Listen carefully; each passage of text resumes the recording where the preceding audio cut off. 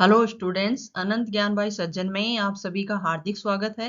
यदि आप इस चैनल पर नए हैं तो प्लीज लाइक शेयर एवं सब्सक्राइब जरूर कर लीजिए। आज हम क्लास 12th हिंदी आरोह है का चैप्टर 2 जिसका नाम है पतंग, जो कि एक कविता है और जिसके लेखक हैं कवि आलोक धनवा जी। तो उस कविता का हम अर्थ सहित उस कविता को पढ़ेंगे और जो इसके लेखक हैं उसके जीवन परिचय के बारे में भी जानेंगे। तो सबसे पहले हम जान लेते हैं इसके जो लेखक हैं कवि आलोक धनवा जी, उनका जीवन परिचय क्या है। कवि आलोक धनवा जी का जन्म 1948 में मुंगेर बिहार में हुआ था।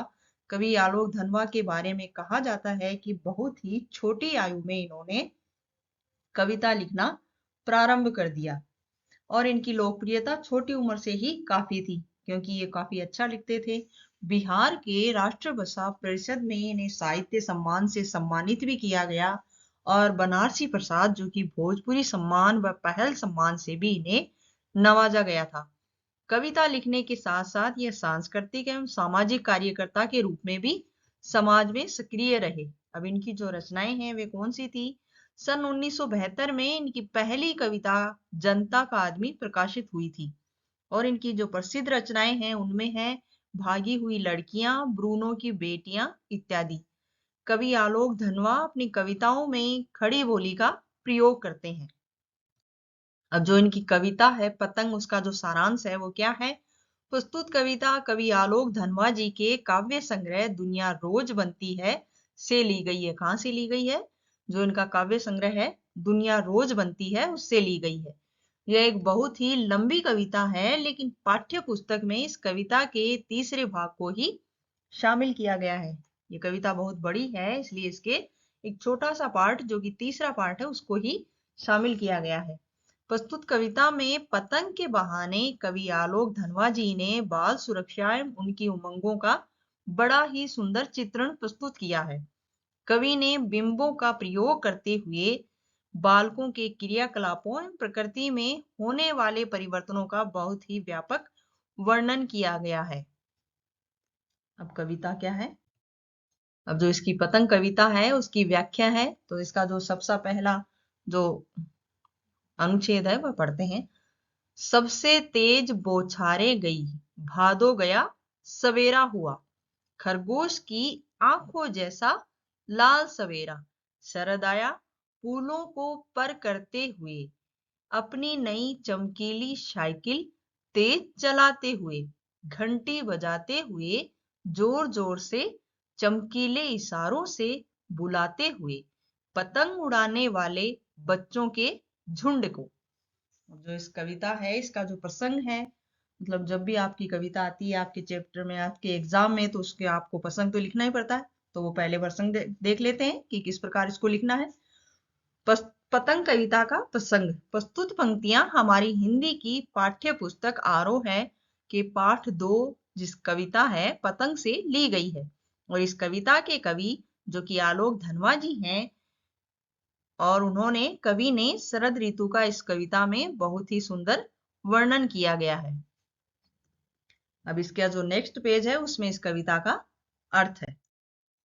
कविता की जो पहली पंक्तियां हैं उसमें कवि ने कहा है कि सबसे तेज बौछारे गई, भादो गया सवेरा हुआ। कवि कहते हैं कि जिस प्रकार अंधेरी रात बीत गई है और उजाला हो गया है, उसी प्रकार जब ग्रीष्म ऋतु और वर्षा ऋतु के बाद जब शरद ऋतु आई है और जो शरद ऋतु का जो सवेरा होता है वह बिल्कुल ऐसा लगता है कि जैसे खरगोश की आंखों जैसा लाल सवेरा, शरद आया फूलों को पर करते हुए।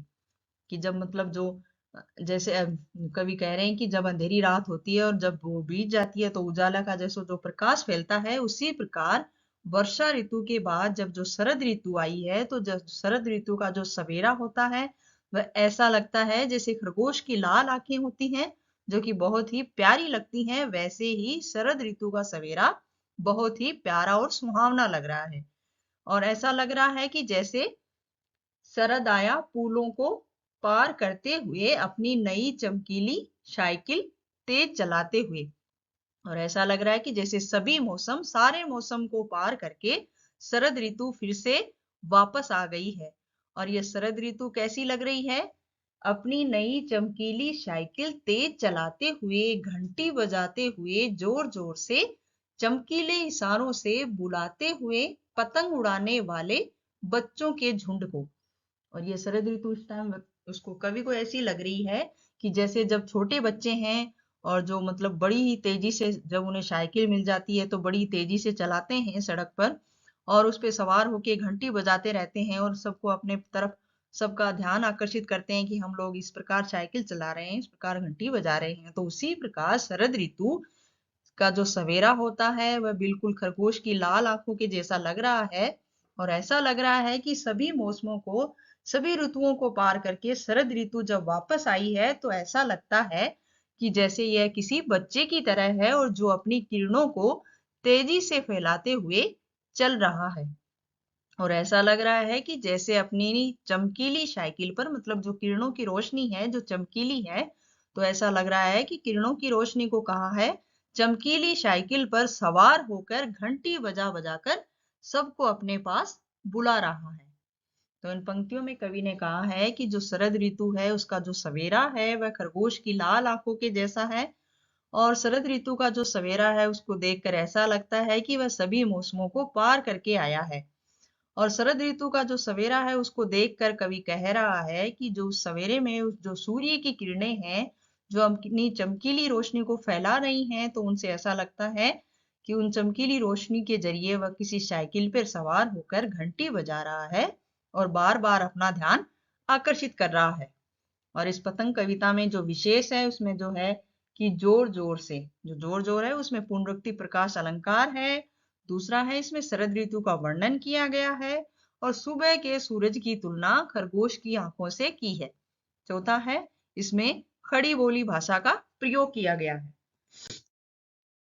इसका दूसरा पार्ट है चमकीले इशारों से बुलाते हुए और आकाश को इतना मुलायम बनाते हुए कि पतंग ऊपर उठ सके, दुनिया की सबसे हल्की और रंगीन चीजें उड़ सके, दुनिया का सबसे हल्का कागज उड़ सके, बांस की सबसे पतली कमानी उड़ सके, कि शुरू हो सके सीटियों, किलकारियों और तितलियों की इतनी नाजुक दुनिया। तो इस कविता का जो प्रसंग है ये कहाँ से लिया है?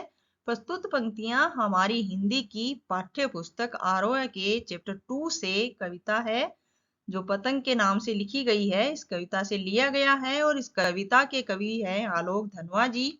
और इस पंक्तियों में कहा है कि इसमें बच्चों के मन में जो पतंग को उड़ाने की जो खुशी होती है उसी का वर्णन किया गया है। अब वो कहते हैं, कवि कहते हैं कि चमकीले इशारों से बुलाते हुए आकाश को इतना मुलायम बनाते हुए कि पतंग ऊपर उठ सके। कवि कहते हैं कि बच्चे क्या कर रहे हैं शरद ऋतु की तरह। शरद ऋतु एक बालक के समान प्रतीत हो रही है और जो ऐसा लग रहा है कि अपने चमकीले इशारों से, जो मतलब सूरज की जो रोशनी है, जो उसकी किरणों की रोशनी है उसके माध्यम से कह रहे हैं कि चमकीले इशारों से बच्चों को पतंग उड़ाने के लिए बुला रही है। और बाहर शरद ऋतु ने आकाश को इतना मुलायम तथा सुहावना बना दिया है और ऐसे मौसम में पतंग और ऊंची उड़ सकती है। अब कवि इन पंक्तियों में कह रहे हैं कि जो शरद ऋतु है उसका जो सवेरा आया है और जो एक बच्चे की समान प्रतीत हो रही है, तो वो उसने क्या किया है, मतलब जो अपनी सूर्य की जो चमकीली किरणें हैं उनके जो चमकीले इशारों से बच्चों को बुला रही है पतंग उड़ाने के लिए कि इस समय मतलब मौसम इतना सुहावना है और मैंने आकाश को भी इतना मुलायम और साफ या सुहावना कर दिया है कि ऐसे मौसम में आप लोग पतंग उड़ा सकते हैं और इतनी ऊंची उड़ सकती है कि दुनिया की सबसे हल्की और रंगीन चीजें उड़ सके, दुनिया का सबसे हल्का कागज उड़ सके, बांस की पतली कमानी उड़ सके, फिर शुरू हो सके सीटियों, किलकारियों और तितलियों की इतनी नाजुक दुनिया। कि मैंने, वो शरद ऋतु कह रही है कि मैंने आसमान को इतना मुलायम और सुहावना बना दिया है कि ऐसे मौसम में पतंग और ऊंची उड़ सकती है और सारा वातावरण इस तरह से हो जाता है कि बच्चे पतंग उड़ाएं। सबसे हल्की और रंगीन पतंग है जिससे बच्चों का मन ऊंचे से ऊंचे उड़ाना चाहता है, वह भी इस मौसम में उड़ सकती है। सबसे हल्का कागज होता है जो पतंग का वह भी उड़ सकता है और ऐसा लगता है कि इसमें जो बांस की जो पतली कमानी है जिसपे पतंग बंधी हुई होती है वह भी उड़ सकती है। और जैसे ही पतंग उड़ना शुरू होती है तो ऐसा लगता है कि बच्चों की सीटियों और किलकारियों से सारा आकाश, सारा वातावरण गूंज उठा है और ऐसा लगता है कि तितलियों की, जैसे बच्चे रूपी तितलियां नाजुक दुनिया में फैल रहे हैं। पतंग कविता का इसमें जो इन पंक्तियों में है उसका विशेष क्या है? पहला है मानवीकरण अलंकार का प्रयोग हुआ है। इसमें जो मतलब चमकीले इशारों से जो शरद ऋतु है उसको एक बालक का रूप दिया है जिसमें मानवीकरण अलंकार का प्रयोग हुआ है। और दूसरा है खड़ी बोली भाषा का प्रयोग किया गया है। इस कविता का जो नेक्स्ट पार्ट है वो हम अगली क्लास में उसके साथ मिलेंगे। तब तक के लिए अलविदा, इंतजार करते रहिए।